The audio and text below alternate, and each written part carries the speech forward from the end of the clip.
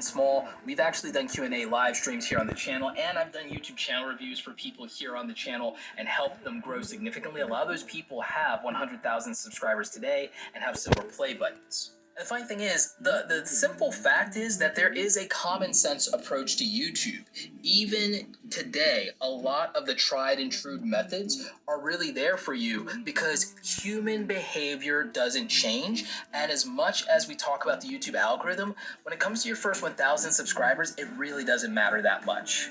The most important part of YouTube always remains true. You have to create value for your viewers. You have to be able to resonate with them. You have to relate to them. You have to be approachable. You have to make quality content, which doesn't always require the fanciest camera gear in the world. They are going to subscribe partly because of your personality, but also because of the performance, the delivery, and the care that they see that you're putting into the production and editing of your content. If you make a good experience for viewers, and if you are talking about things that they also care about, if you're trying to build a real community, you're going to be able to grow as a YouTuber. You don't need to live in fear of the shadow of the wretched YouTube algorithm. Your feeble skills are no match for the powers of the algorithm. Again, I'm kidding here, but you don't have to think about that stuff if you're just trying to get 1,000 subscribers and meet those first milestones. So joking aside, let's talk about the 1% rule, and let's talk about how many views you need to get 1,000 subscribers. Now, I came up with some very interesting math in auditing YouTube channels, big and small, over the years, and I came up with an interesting conclusion that makes total sense to me as somebody from the business world. For those of you who don't know, I'm a creative entrepreneur. I run a lot of online business ventures, and the funny thing is, in sales and marketing, we usually see a 1 to 2% conversion rate. If we have a bunch of traffic, the odds are that of all the people who came to a website, of all the people who got shown an ad, 1 to 2% of them act on it. And me, I like to just assume the worst, so we're going to go with 1%. 1% of all the people will do what we want them to do. And if what that is for you is you want them to subscribe to your YouTube channel, then the odds are for every 100 views, you'd get 1 subscriber. For every 1,000 views, you'd get 10 subscribers. For every 10,000 views, you would get 100 subscribers. And if you want 1,000 subscribers on your YouTube channel, it's probably going to mean that you need to get 100,000 lifetime channel views in order to hit that threshold. Assuming that 1% of the people who see your content decide that they want to see more of it, decide that they actually like your personality, or they like the way you present information, or they were entertained by the delivery, the performance, the way you edited, your sense of humor, whatever it is.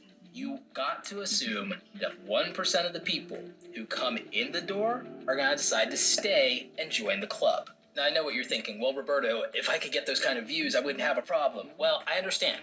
Views are going to come down to 5 really important things that I've talked about in other videos. I'm going to link to a lot of other videos that can help you grow a YouTube channel down below. It's not the only thing we talk about on this channel. We talk a lot about making money online. YouTube is a really good way to do that if you do it properly. So if you like that kind of stuff, go ahead and subscribe. Go ahead and just take care of that right now, and we'll move on. Hit the notification bell. Let's keep going. So here are the 5 things that ultimately help you get more views on YouTube, and I've done other videos about that, like I've said. You need to obviously have good titles and good thumbnails. I think that's obvious to a lot of people because if we don't see you put effort into that, we don't know that relates to us and what we care about, but we also are going to make an assumption on the thumbnail, especially the thumbnail, that the quality you put into the thumbnail reflects the quality that we can expect from the video and whether it's going to waste our time or not. The title is going to say what we are interested in, and it's going to tell us whether we're wasting our time or not.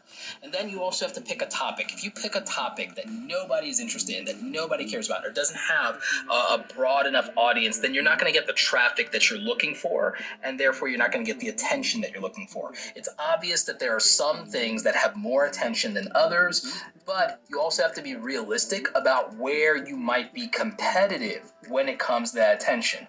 That comes down to choosing the right niche, something I'll talk about in another video.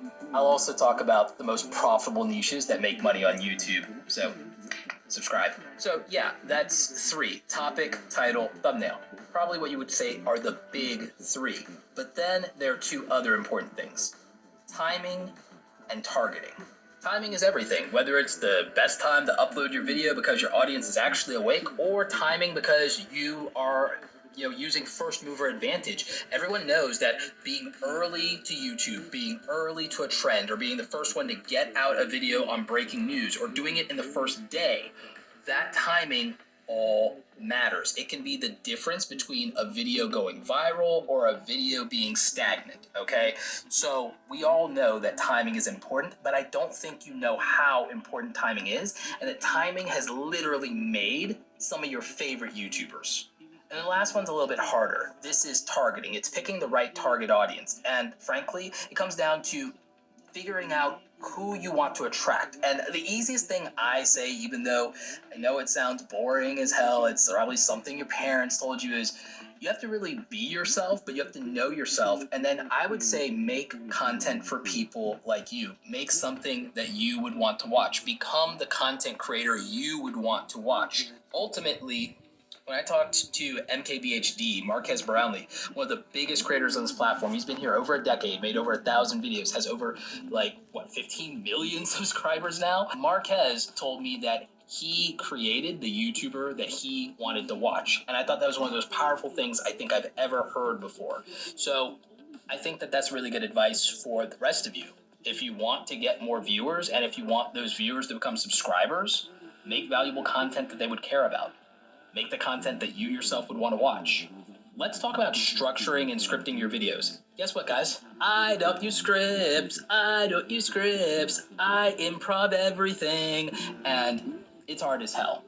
I would probably make better content if I used scripts, except for I think my delivery would suck because I'm bad at memorizing things. I'm horrible at memorizing things. I'm horrible at reading scripts.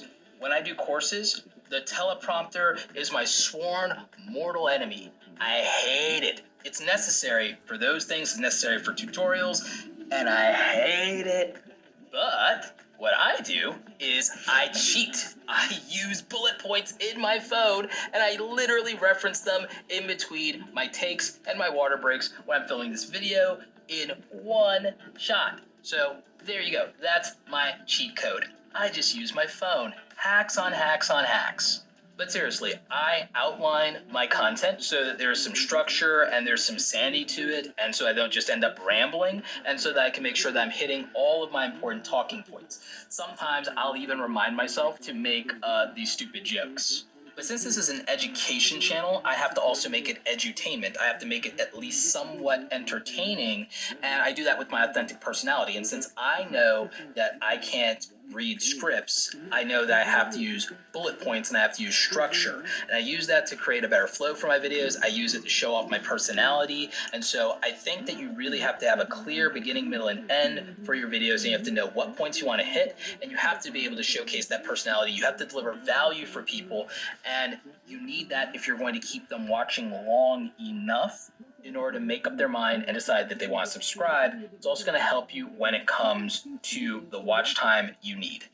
Now, earlier I told you that Mr. Beast made 100 videos and he did not even get to 1,000 subscribers. And I made a video talking about him, PewDiePie, and MKBHD, and it's really a powerful video if you feel like you need motivation as a YouTuber. I'm going to link to it down below. It's called Make 100 Crappy YouTube Videos.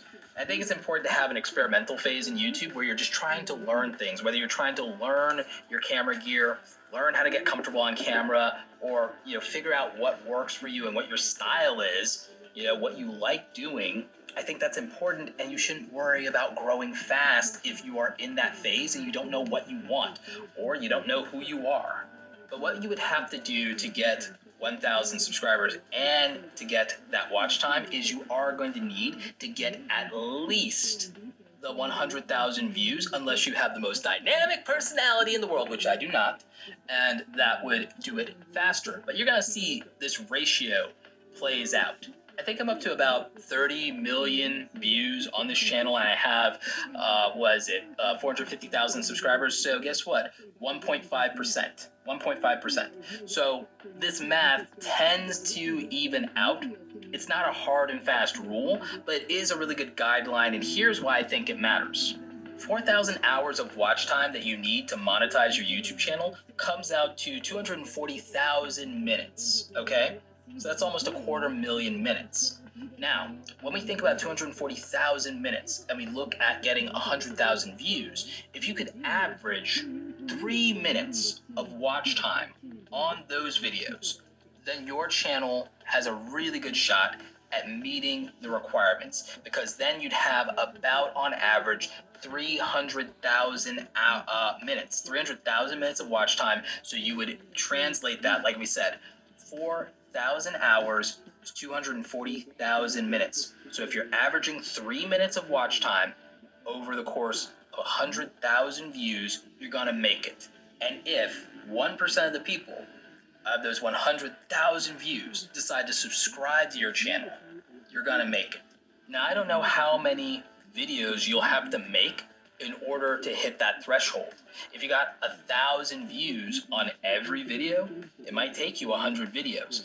That's why you can't put the pressure on yourself to just do this as fast as possible. You may not be able to fit doing those videos into your job, your school, your family, whatever your lifestyle is. You need to figure out a common sense approach to YouTube where you don't get overwhelmed and where you don't compare yourself and where you don't fall into this trap of just trying to race to the finish line, because YouTube is a marathon, it is not a sprint. And I guess that finally brings us to why most YouTubers never grow. And even if they hit 1,000 subscribers, why they struggle so hard to get beyond that. And I think a lot of it comes down to taking shortcuts. I think a lot of it comes down to simply not putting the audience first. Once people get a few subscribers, once they get 1,000 subscribers, they start trying to do YouTubery things. They start trying to play the YouTube metagame, and they stop realizing that most of the people who see your videos are experiencing you for the first time. They're not going to know about the inside jokes. They're not going to